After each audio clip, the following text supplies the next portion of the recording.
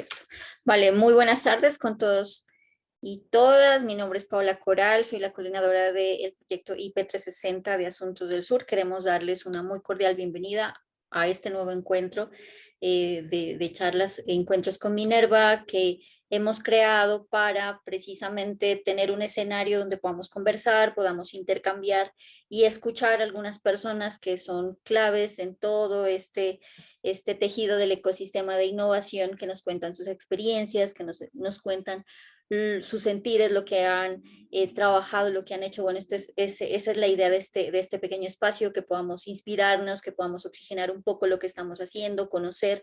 Agradecemos a todas las personas que se están vinculando desde distintos países: Uruguay, México, Colombia, Argentina.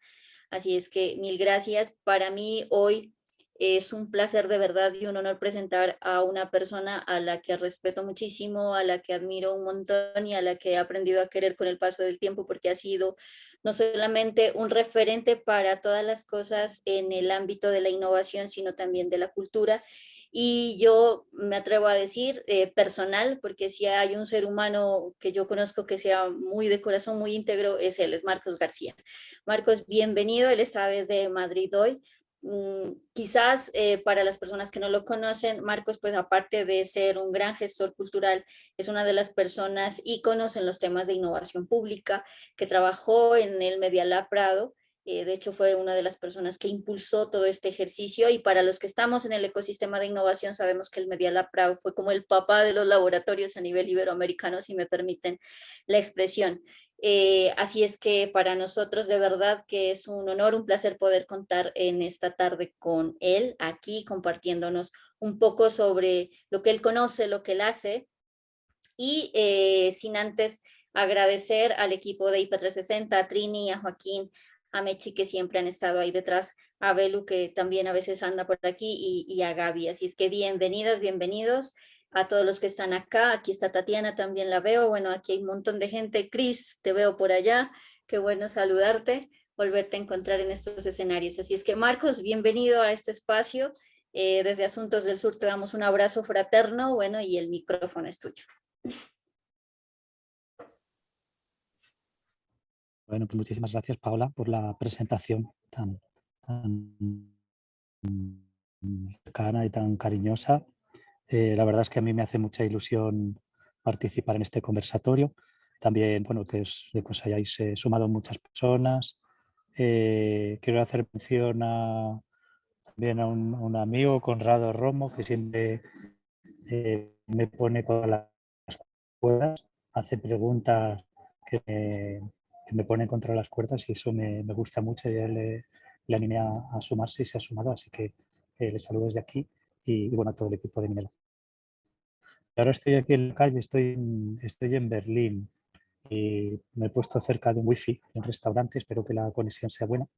Y no tengo no tengo una presentación con imágenes, pero sí que Tini me había enviado unas primeras preguntas y, y son las que más o menos he estado preparando. La primera pregunta decía algo así como: ¿cuál es la mejor práctica actual con resultados de alto impacto en laboratorios de innovación gubernamental? Entonces, bueno, esta es un poco donde más me extiendo, y si queréis, a partir de ahí voy a intentar como dar una respuesta a varias de las cosas que se mencionan en la pregunta, y a partir de ahí hacemos un diálogo o empezamos a hablar. Entonces, bueno, como ha dicho Paola, el ámbito en el que yo trabajo es el de los laboratorios ciudadanos o de innovación ciudadana. No sé si son la mejor práctica actual, pero sí que creo que es un tipo de acción o de modelo de institución que creo que merece ser explorado. Y me gustaría proponeros partir de una idea, o por lo menos de la necesidad a la que creo que responden los laboratorios ciudadanos, que es la siguiente. Si queremos cambiar el estado de cosas o aumentar, ¿no?, las posibilidades de transformación hacia una sociedad mejor, más justa, más libre, creo que se hace necesario aumentar los niveles de experimentación y de cooperación. Esto sería, ¿no?, la propuesta, ¿no? Cómo aumentar los niveles de experimentación y de cooperación. O sea, pensar que de alguna manera las posibilidades de cambio pasan por mejorar las condiciones de aprendizaje, que sería, ¿no? Esto, el aprendizaje lo podríamos definir como algo así como las posibilidades de tanteo, de exploración de nuestra relación con el entorno y con los demás. Entonces, un laboratorio ciudadano sería como una infraestructura que precisamente permite explorar nuevas formas de relación con el mundo y con los demás. O sea, serían instituciones que propician las condiciones para el encuentro, para la cooperación y para la experimentación. ¿Qué tipo de encuentros? Pues yo diría que son encuentros inéditos y formas de experimentación y de cooperación que de otra manera no se producirían. O sea, que se dan gracias a que hay estas infraestructuras, ¿no?, que llamamos laboratorios ciudadanos. Otra manera de aproximarnos a los laboratorios ciudadanos sería diciendo que abren un hueco para compartir un tiempo y un lugar para hacer algo juntos y hacerlo de manera diferente a la habitual, ¿no? De alguna manera interrumpen la inercia que nos lleva a la repetición, ¿no?, de hacer lo mismo una y otra vez. Entonces, ¿por qué son lugares que permiten abrir ese hueco, ¿no?, para la experimentación? Porque son lugares en los que el error es posible, ¿no? Podemos tratar, digamos, de equivocarnos de otra manera. ¿Por qué los laboratorios ciudadanos, no? Porque de alguna manera creo que las instituciones que hemos heredado no permiten la experimentación y la cooperación. Más bien es todo lo contrario, ¿no? De alguna manera podríamos preguntarnos si las instituciones que hemos heredado se basan en el miedo o más bien en la confianza en lo que la gente pueda llegar a hacer. Yo diría más bien que lo primero, ¿no? Que es el miedo, ¿no? Es tratar de evitar que las personas puedan autoorganizarse, ¿no? Son instituciones, sobre todo orientadas, ¿no?, basadas en la transmisión, que piensan que las personas solo, pues, digamos, pueden ser beneficiarias de un servicio, ¿no? Es como un modelo de déficit, hay una carencia que las instituciones tienen que cubrir y la carencia siempre es como a título individual. De esta manera, ¿no?, los laboratorios ciudadanos creo que partirían en la confianza o en la idea de que lo más útil para un ser humano es otro ser humano, ¿no?, y la posibilidad de que digamos, a través de formas, ¿no?, de apoyo mutuo, de colaboración, digamos, podemos darnos eh, lo que nos hace falta, ¿no? Y una de las cosas que nos hace falta también es poder contribuir a, a construir, ¿no?, un mundo mejor, ¿no? Y no solo, digamos, ser beneficiarios de algo que supuestamente nos falta. Vale. ¿Cómo funcionan los laboratorios ciudadanos o cómo, bueno, a partir, digamos, de la experiencia de Media Lab Prado hemos como desarrollado un modo de hacer o unos modos de hacer que serían los siguientes, ¿no? Primero que podríamos decir es que un laboratorio ciudadano lo que lanza es una pregunta, ¿no?, que es ¿qué podemos hacer juntos? E invitan a personas, a quien quiera, a presentar ideas, a presentar propuestas y al mismo tiempo invitan a otras personas que a lo mejor no han presentado una idea, pero quieren colaborar en la idea de otra persona, de otro colectivo, digamos, que han lanzado, ¿no? Han lanzado para decir, oye, estaría bien hacer esto, ¿no? Y necesitamos también otros perfiles, otros saberes, otras experiencias para hacerlo realidad, ¿no? Entonces, en los laboratorios ciudadanos, la colaboración y la experimentación se articulan a través de propuestas concretas, ¿no? Propuestas muy concretas, pero que están abiertas a la modificación. O sea, las propuestas iniciales son solo puntos de partida para empezar esa colaboración, para empezar esa conversación, experimentar y a partir, digamos, de las aportaciones que van haciendo los colaboradores, esas propuestas iniciales se transforman, se van transformando en otra cosa, ¿no? Voy a poner algunos ejemplos, ¿no? Alguien piensa que, no sé, que en un solar de su barrio estaría bien construir un campo de juegos o de deportes o hacer un cine al aire libre. O alguien cree que hay mucho ruido en su ciudad o en su barrio, o que hay un punto en el que la calidad del aire no es muy buena y que estaría bien medirlo y hacer una visualización de datos sobre la calidad del aire. Alguien que piensa que el patrimonio del lugar en el que está no está bien reflejado en Wikipedia y entonces decide generar un grupo para editar artículos en Wikipedia sobre el patrimonio de ese lugar, montar un huerto urbano, construir muebles, hacer una aplicación educativa, montar un grupo de teatro o una obra de teatro, en fin. Prácticamente cualquier idea que se nos ocurra puede hacerse con otras personas, ¿no?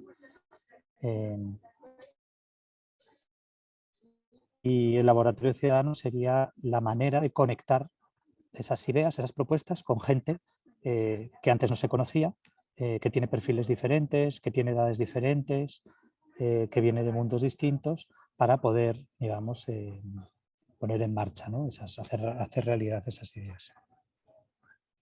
Entonces,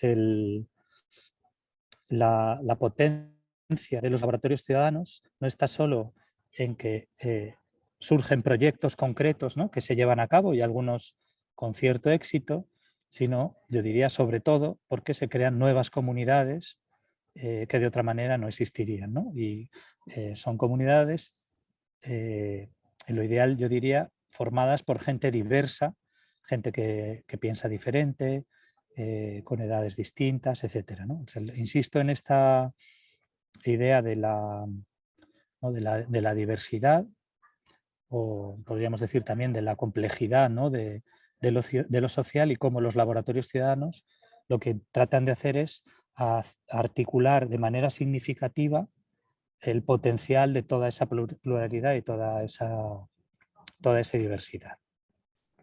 Bueno, hasta aquí sería como un poco la introducción a los laboratorios ciudadanos, y volviendo a la pregunta inicial en la que se habla de laboratorios de innovación gubernamental, yo lo que quería proponer es que tal vez no sea demasiado operativo diferenciar entre laboratorios ciudadanos y laboratorios de gobierno, ¿no? Creo que es prácticamente lo mismo. Es verdad, al mismo tiempo, que creo que no está mal atender a las necesidades especiales, a las especificidades de cada colectivo. Y creo que el sector público tiene pues unas particularidades, ¿no?, que merecen ser atendidas. Entonces se pueden hacer laboratorios ciudadanos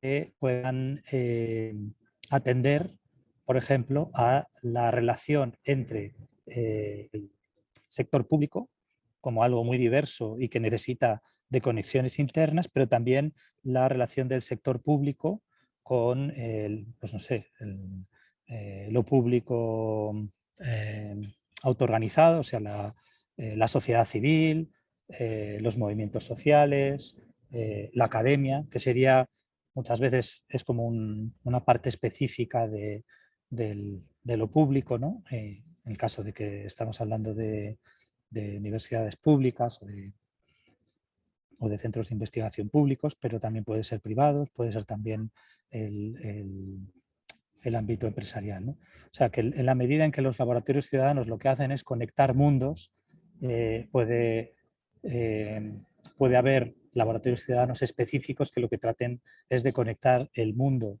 de la administración pública con el resto.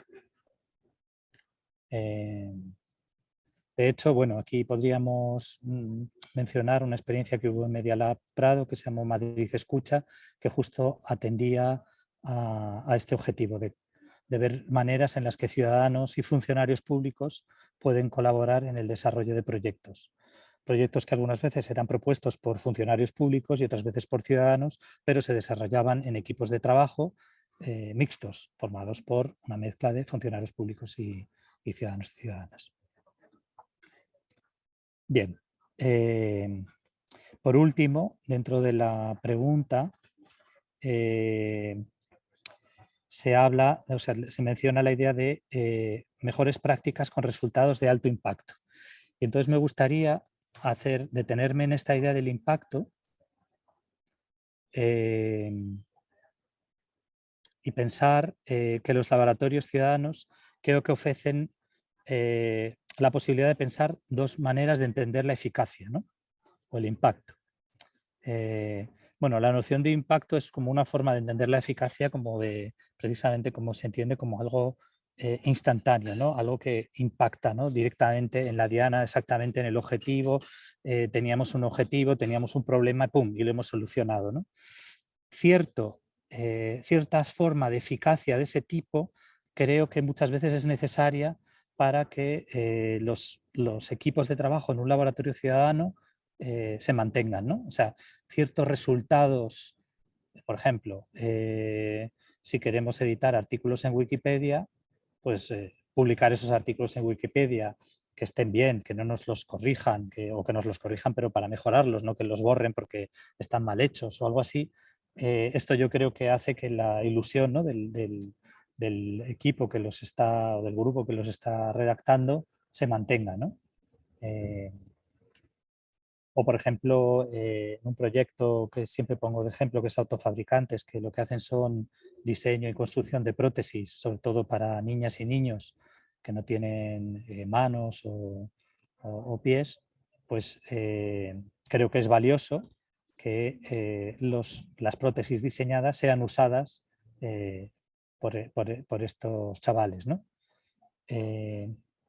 Pero creo que volviendo al principio en mi presentación, cuando hablaba de pensar las posibilidades de transformación, creo que podemos pensar formas de transformación que son de muy largo recorrido y son silenciosas, que tienen que ver, por ejemplo, con cambiar, no sé, la atmósfera, modos de hacer, modos de mirar, ¿no? Los problemas, las necesidades sociales, como transformaciones culturales que son lentas y de largo recorrido y que son las que generan, creo, formas de cambio más poderosas, ¿no? No solo como corregir puntualmente problemas bajo la óptica esta de problema-solución, ¿no? Y creo que en los contextos de innovación se tiende a pensar más en cambios así como muy visibles, muy inmediatos, muy cuantificables de manera inmediata. Y creo que esto es un problema, pero me gustaría que lo discutiéramos, porque hasta aquí sería ya la primera parte de la introducción.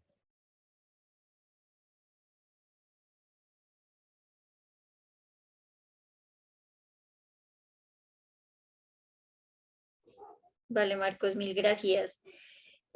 A mí me gustaría mucho que nos contaras un poco sobre la experiencia que tú tuviste desde el laboratorio tejiendo redes, qué tan complicado fue, como para entender un poco cómo un laboratorio viene y se instala dentro de un contexto y cómo hace para, digamos, durar o de alguna manera tener tanto tiempo de funcionamiento, ¿no? ¿Cómo fue ese proceso de tejer esas redes? ¿Con quién se relacionaron? ¿Dónde se puso el foco inicialmente para poder lograr esa sostenibilidad? Que nos cuentes un poco cómo fue esa experiencia desde Media Lab. Bueno, efectivamente, creo que es un experimento de larga duración. Si vemos experiencias, ¿no?, cuando lo comparamos con experiencias de otros laboratorios, pero también es cierto que él tuvo un momento, no sé si un final definitivo, pero un momento hace un año y medio de cambio abrupto, ¿no? Entonces, o sea, no sabría decir cuál ha sido digamos, por qué duró tanto, ¿no? Es un cúmulo yo creo, de circunstancias. Pero para mí sí que es importante señalar que yo al hablar de laboratorios ciudadanos hablo de infraestructuras, de instituciones, con la idea de que haya cierta perduración, ¿no? Que creo que el valor de la creación de un lugar que facilita la cooperación y la experimentación aumenta con el paso del tiempo. ¿Por qué? Por lo que creo que tú has mencionado en la pregunta en torno a la construcción de redes. Cuantas más personas y más diferentes se suman a procesos de este tipo, ¿no? Colaboran con un proyecto, proponen un proyecto, es más probable que entren a formar parte de ese entramado, podemos decir, institucional, en el que precisamente el valor está en el número y la diversidad de los potenciales colaboradores, ¿no? O personas que propongan ideas para hacer, ¿no? Entonces, cuanto más tiempo va pasando, más posibilidades hay de que una persona que visita el espacio por primera vez pueda llegar a convertirse en colaborador o en promotor de una idea o no sé, en colaborador puntual de alguna iniciativa. O que también es una de las maneras, digamos, de ampliar la red, es de generar espacios similares en otros contextos, ¿no? Y eso también es una manera de generar como una suerte de infraestructura distribuida, que es algo sobre lo que me gustaría que habláramos más tarde, ¿no? Sobre todo en relación a la pregunta que hay sobre el contexto latinoamericano, ¿no? Y yo ampliaría iberoamericano, ¿no? Que hay un potencial de cooperación no solo en lo local, sino también a distancia. Muchísimas gracias. Conrado, ¿cómo estás? Qué gusto saludarte. Hola Paola, hola Marco. ¿Qué tal? Hola. Me gustaría hacerte una pregunta sobre todo en el contexto de todo lo que ha ocurrido en el Media Lab, bueno, que en paz descanse, ¿no? Dios lo tenga en su santa gloria. Este, hablamos mucho sobre la confianza, las redes, pero me gustaría preguntarte si ha cambiado un poco tu perspectiva respecto a, digamos, a esta, a veces me daba un poco la percepción de la idea de los laboratorios como espacios neutros, ¿no? Como espacios de justo que proponen la diversidad, ¿no? La impulsan, pero no sé si hay un límite a la diversidad. En tanto que hay sentires y saberes y posiciones que son antagónicas a los propios principios del laboratorio, ¿no? Y no sé si, digamos, justo lo que ha pasado con Media Lab Prado es que justo estas sensibilidades antagónicas de lo que representaba el laboratorio, pues han buscado su erradicación. Entonces, no sé si esa situación, y que aparte creo que ejercicios similares, nos enfrentamos todo el tiempo a este tipo de cosas, ¿no? Entonces, no sé si pudieras compartirnos tu reflexión en este contexto de o sea, si el laboratorio tendría que también tomar una posición más clara respecto a ciertas cosas, y no solo respecto a ideas, sino también frente a grupos, frente a, digamos, sensibilidades que son antagónicas de las propias lógicas del propio laboratorio. No lo sé, o sea, no sé si has pensado al respecto, ¿sí? Sí, bueno, en relación con digamos, la diversidad o lo que decía antes, ¿no? La complejidad, toda la complejidad de lo social es imposible que pueda entrar en el laboratorio, ¿no? O sea, digamos, la tarea del laboratorio siempre va a ser imposible, porque siempre va a quedar gente fuera, ¿no? Va a quedar gente excluida, gente que se autoexcluye, que no quiere estar. Yo sí que creo que hay cierta neutralidad de las infraestructuras públicas, pero también a la vez creo que es necesario, cuando hablamos de laboratorios ciudadanos, que haya una diversidad de enfoques, ¿no? O sea, porque yo lo veo como una tipología de institución, ¿no? Como pueda ser, no sé, la escuela, el centro de salud, la biblioteca, el museo, ¿no? Entonces, digamos, desde un punto de vista genérico, podemos estar de acuerdo en que hay dentro de la categoría escuela metemos un montón de instituciones y si las miramos en detalle, pueden ser muy diferentes, ¿no? Desde un punto de vista de las prácticas, de los modelos, de la ideología, etcétera, ¿no? Entonces, yo por ahora, vamos, en la presentación que he hecho, intento pensarlo como una tipología más en abstracto en general que aterrizándolo en casos concretos que podíamos hacerlo, ¿no? Podíamos hacerlo, o sea que no es lo mismo un laboratorio ciudadano en un barrio periférico que en el centro de la ciudad, en una universidad o en un centro de salud, ¿no? O como decíamos antes, de un laboratorio de gobierno, ¿no? Cada uno de ellos, digamos, adoptará ciertas especificidades, ¿no? Entonces, luego en relación como el posicionamiento que deben tomar los laboratorios ciudadanos, yo creo que es inevitable, ¿no? Cada laboratorio tendrá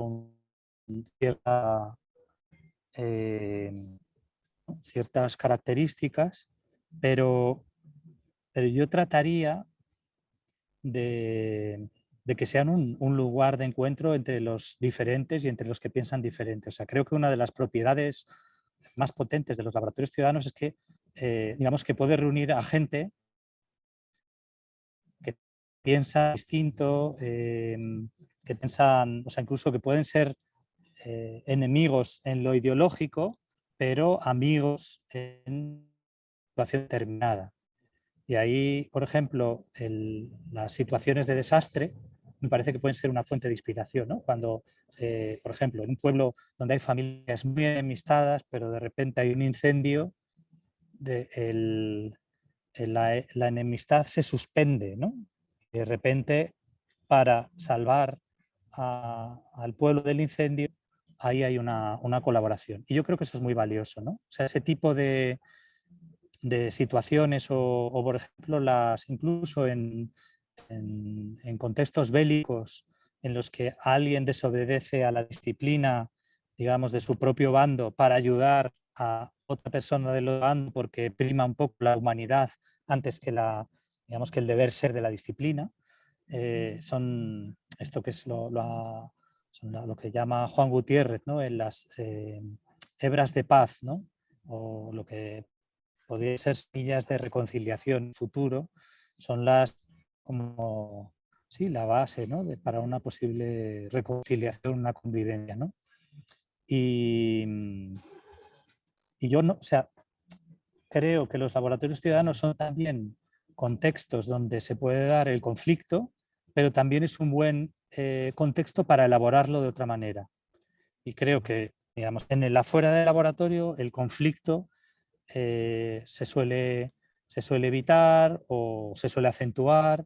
En fin, cuando hablaba, digamos, de las dificultades para transformar las cosas, digamos, en el afuera del laboratorio, me podría referir a eso, ¿no? Como que no hay posibilidades, ¿no? Hay una sensación de impotencia ante algo que no se puede cambiar y en gran medida tiene que ver con, pues eso, con conflictos que no somos capaces de abordar, ¿no? Entonces, de repente, pues creo que el laboratorio ciudadano, y creo que no es lo único, ¿no? Pero puede ofrecer a dar un rodeo, un contexto, pues como a veces también se ha hablado del carnaval o de las fiestas populares, ¿no? Que se suspende por un momento, digamos, la inercia, ¿no? del día a día o de lo habitual. Vale, muchas gracias, Marcos. Javier Sáenz también tiene una pregunta que tiene que ver con el tema de las redes. Cuéntanos, Javier. Hola a todos, hola Marcos, un gusto verte y escucharte. Nosotros comenzamos un laboratorio ciudadano con Media Lab y seguimos en pie con mucha energía, pero lógicamente van surgiendo conflictos y eso, en ese sentido va la pregunta.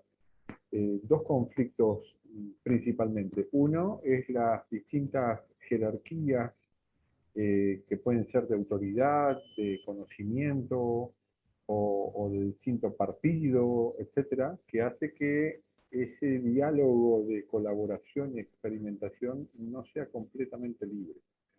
Y el segundo conflicto es el relativo a la representatividad de las organizaciones que forman parte del laboratorio, que al ser instituciones rígidas, no es algo natural que alguien represente si no tiene la autorización de esa institución. ¿Cómo crees que puedan resolverse esos conflictos?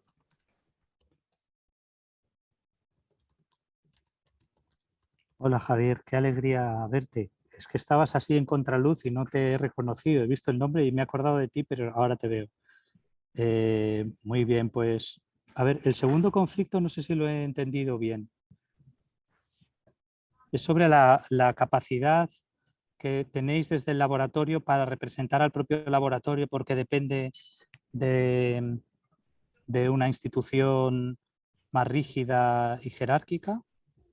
No, suponte, se convoca a alguien de universidad y a alguien del pleno municipal, pero ni la universidad ni el pleno dieron la autorización para utilizar el nombre de la organización, lo que tomaría quizás meses.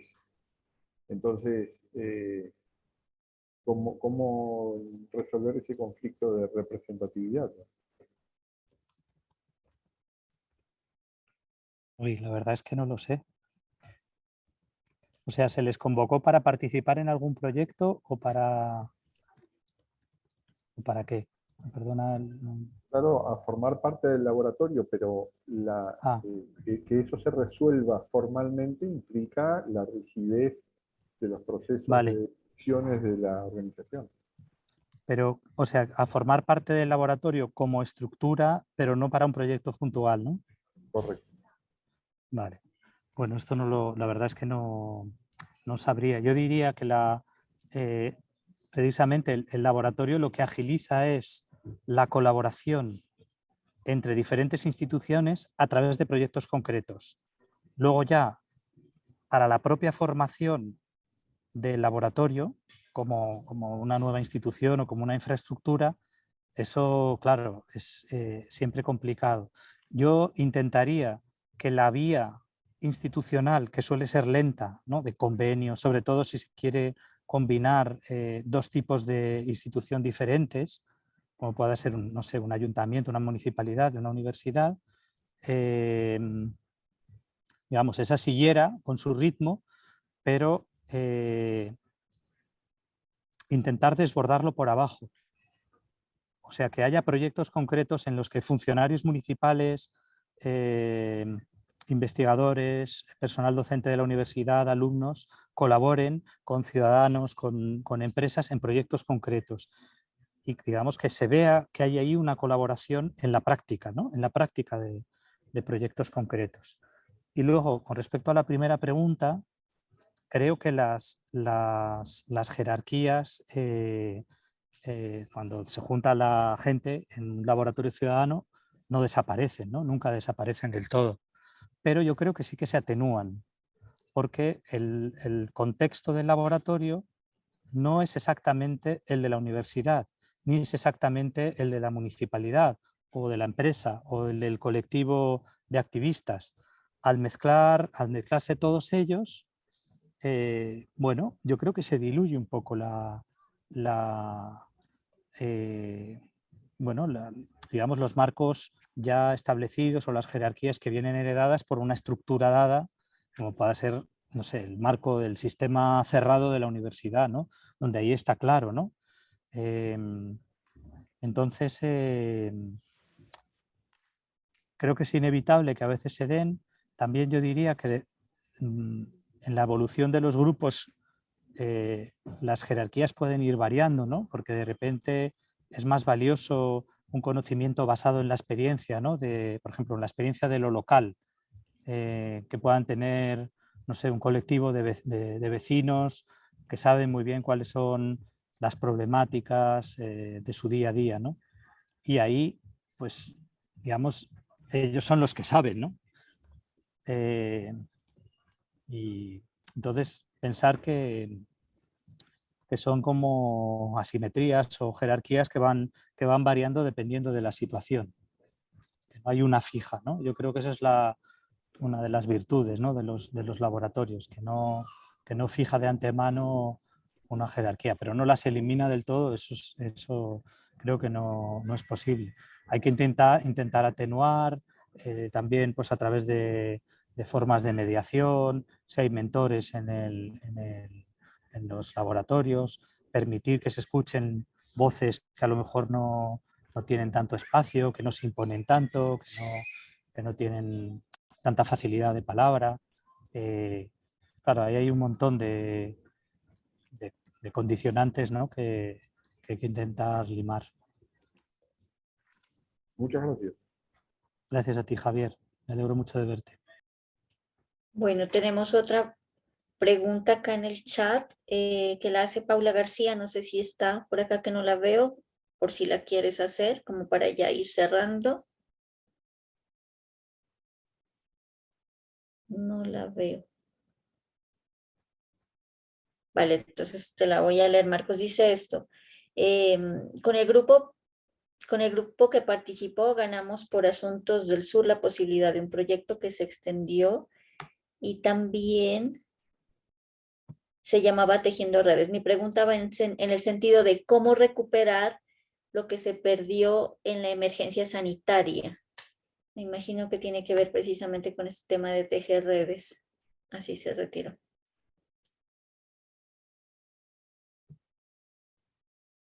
¿Cómo afecta? Yo reformularía un poquito la pregunta, si me permite, Paula. Es cómo afectó, cómo viste tú que afectó la labor de los laboratorios o en qué le aportó. No sé si tienes alguna reflexión allí todo este tiempo de la pandemia, ¿no? Porque claramente en todas las áreas tuvimos que rehacer muchos procesos, pero en el caso específico de los laboratorios, ¿cómo viste tú este tema? Bueno, me pone conexión inestable. ¿Se oye bien? Sí, señor. Vale. Bueno, yo creo que la pandemia y sobre todo los primeros meses de confinamiento pues dieron bueno, dio lugar a una situación inédita, que, como sucede en muchos desastres, pues activó formas, ¿no?, de solidaridad y de cooperación, ¿no?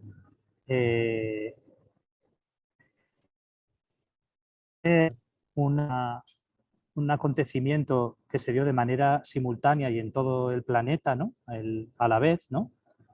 Creo que, bueno, me parece como una situación única, ¿no?, que permite pensar algunas cosas.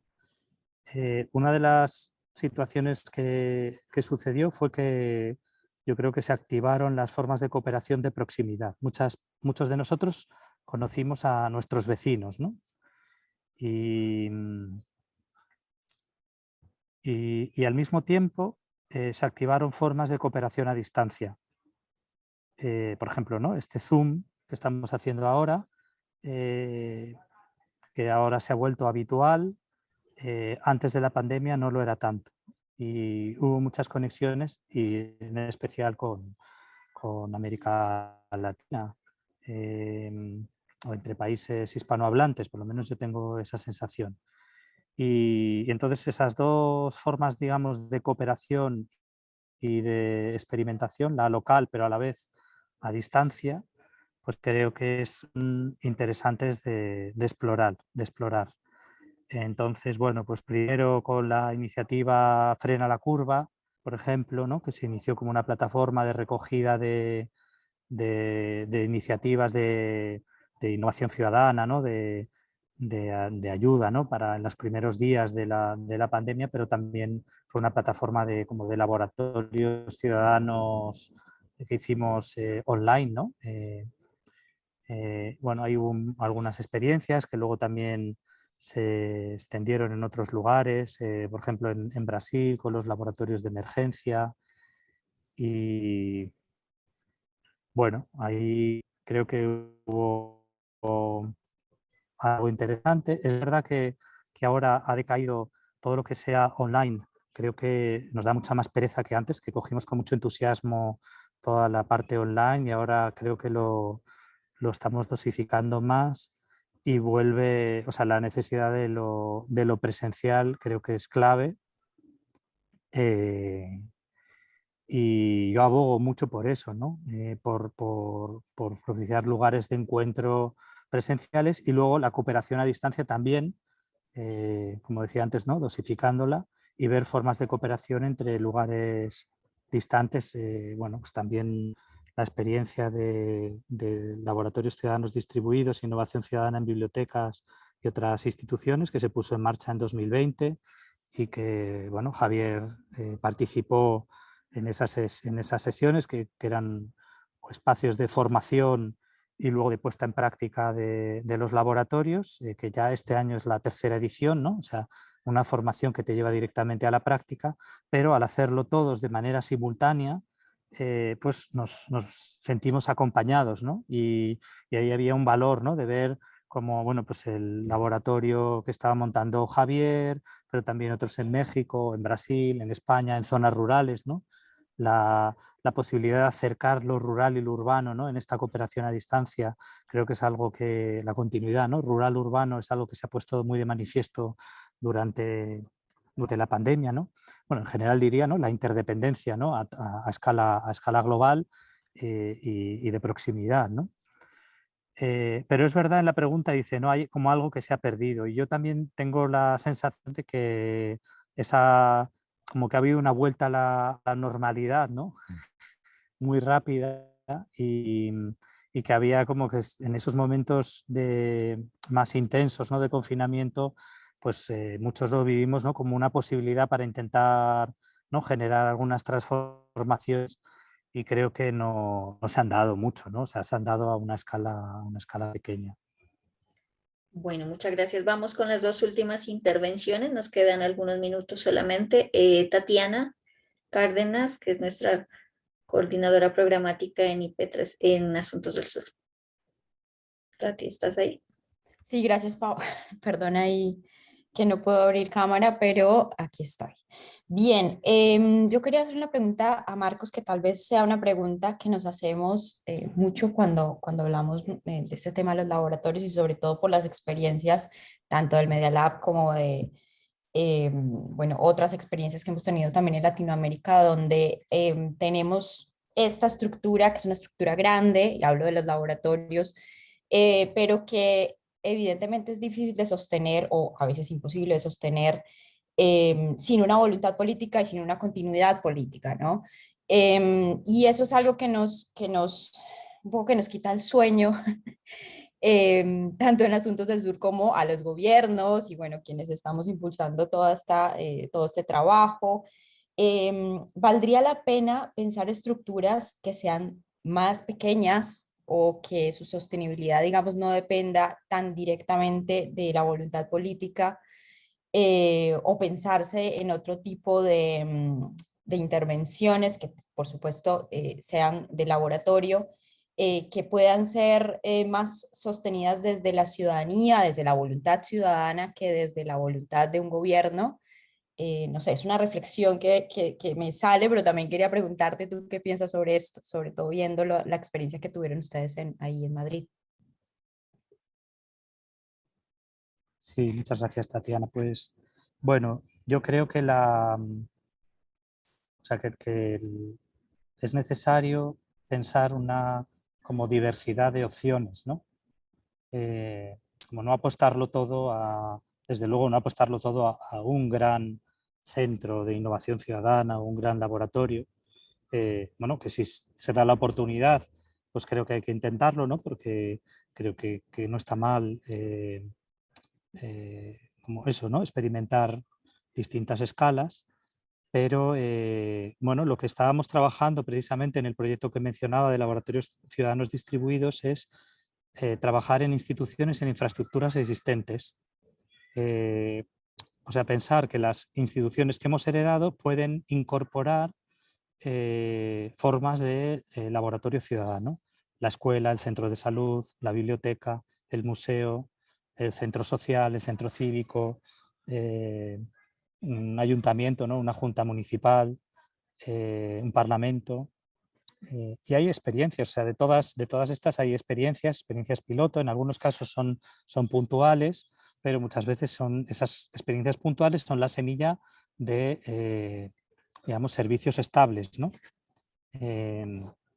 Yo ahora, por ejemplo, estoy colaborando con algunas universidades y los resultados son muy buenos, ¿no? O sea, que como que una cosa lleva a la otra. Se generan proyectos, más gente se entera de que existe esa posibilidad de proponer ideas, entonces, o de colaborar en ideas que se están haciendo, y entonces tiene un carácter, creo que generativo. Y creo también en la necesidad de trabajar en redes, ¿no? En redes distribuidas o en infraestructuras distribuidas compuestas por laboratorios que están ubicados en distintos sectores, ¿no? O sea que por un lado, bueno, está muy bien que trabajar de manera específica en las bibliotecas, ¿no? Que muchas de ellas quieren transformarse en espacios de experimentación, de colaboración, ¿no? Y de creación, pero de repente también en una misma ciudad que haya un centro de salud, una biblioteca, un museo, una escuela, una universidad, y que entre ellas puedan funcionar en red, creo que puede dar lugar ¿no? a articulaciones interesantes, ¿no? Hacer como, eh, como ver la interoperabilidad entre sistemas que a veces están separados, ¿no? El de la salud, el de la educación, el de la cultura, el del gobierno, etc. ¿no? Y entonces ahí hay como una tarea interesante y que va en contra, yo creo, de la inercia habitual a pensar solo desde sectores cerrados, ¿no? Desde sistemas cerrados. Y ahí se pueden hacer experiencias pequeñas, ¿no? O sea, no tiene por qué ser, o sea, a lo mejor, digamos, trabajar en la red de bibliotecas es un esfuerzo mayor que hacer con una biblioteca, una escuela y un centro de salud. Y de repente eso tiene un valor muy grande, ¿no?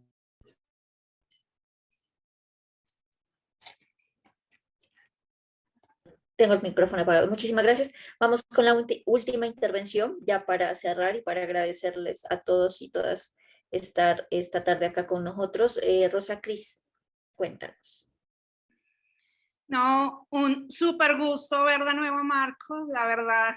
Me siento súper emocionado al verlos escuchar y quería hacerte la misma pregunta de mi primer laboratorio.